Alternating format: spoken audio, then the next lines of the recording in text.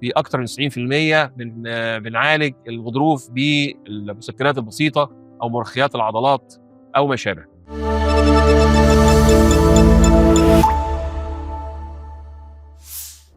كمان منورني النهارده دكتور طارق الفقي، رئيس وحده العمود الفقري بجامعه الاسكندريه. منورني يا دكتور. شكرا جزيلا، متشكر على الاستضافه. ميرسي يا دكتور. دكتور، في البدايه كلمه واحده بتخلي اي مريض يترعب: عرق النسا. لما بيجي لاي حد شلل تام في حركه الرجل، عايز اعرف من حضرتك في حلول بديله ولا المشرط هو الحل الوحيد بالنسبه لاي مريض؟ الحقيقه لا، دايما المشرط مش هو الحل الاولاني، هو الحل الاخير عشان نطمن الناس. طبعا الاول نعرف ايه هو عرق النسا. عرق النسا ده تعبير ما هوش طبي لكن شائع بين الناس. هو ببساطه عباره عن الام في الطرف السفلي، يعني في الرجل كلها من اول الفخذ لغايه الساق باصابع القدم احيانا والمشط القدم، سواء على ناحيه واحده او على ناحيتين.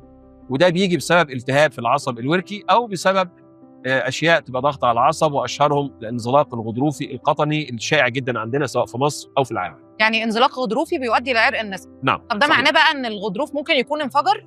الغضروف ممكن يكون انفجر، ممكن ما يكونش انفجر. الحقيقه لحسن الحظ الحمد لله انفجار الغضروف ده يعني ما هواش اكتر حاجه مضاعفات للغضروف، لكن في معظم الاحيان بيبقى الغضروف عباره عن بروز بسيط او متوسط، وممكن علاجه بالدواء قبل اللجوء للتدخل الجراحي.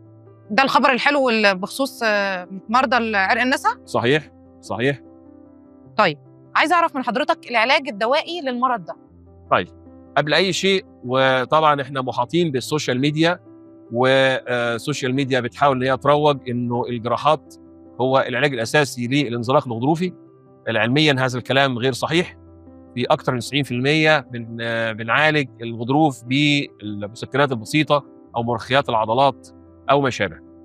وبنلجا للحل الجراحي في حاله عدم الاستجابه للعلاج الدوائي او الام مستمره، او لا قدر الله في مضاعفات نادره بحدود 1 ل 5%، هو مشكله في البول، يعني المريض ما تحكمش في البول بتاعه، او سقوط في القدم، او ضعف في الطرف السفلي. ودي لحسن الحظ من 1 ل 5% بس، لكن اكثر من 90% من المرضى ممكن نعالجهم بادويه بسيطه جدا. طيب دكتور، ايه الحركه الممنوعه لمريض عرق النسا؟ نعم، يعني هو ده سؤال كويس جدا لحضرتك.